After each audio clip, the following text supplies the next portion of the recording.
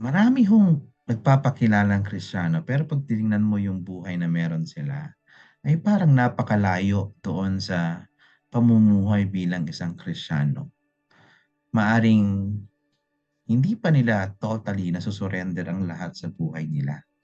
Kaya sa atin pong katatapos na sermon series na may pinamagatang surrender, atin pong binigyang pansin ang apat na parte ng buhay natin na hindi dapat portion lamang, kundi dapat 100% na ito po'y binibigay at sinusurrender natin at ibinibigay natin ang tiwala sa ating Panginoong Diyos.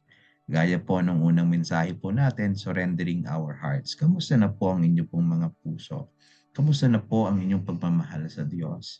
Ito po ba ay nakatono na sa paglilingkod, sa pagsamba at pagpuri sa ating Panginoong Diyos? O hanggang ngayon kung ano yung gusto mo ay siyang sinusunod mo personally?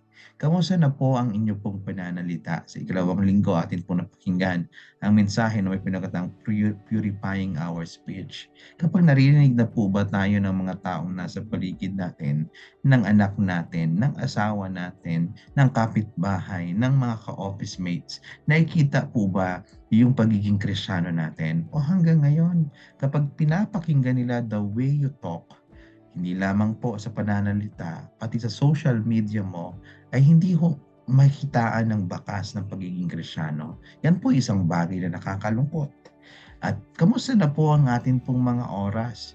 Nagbibigay po ba tayo ng mas maraming time sa ating Panginoong Diyos, sa atin pong pananalangin, sa atin pong pagbabasa ng banal na kasulatan?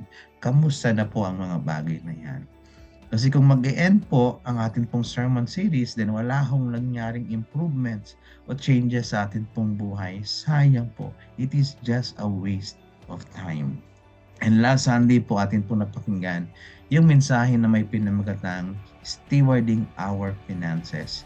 At ito po yung makikita natin sa 2 Corinthians chapter 9 verse 6 to 8. Hindi po nakakapagtaka kung bakit ang ating Panginoong Kristo, isa po sa malimit na nagiging topic niya nung siya po ay nandito pa sa lupa, ay patungkol sa finances.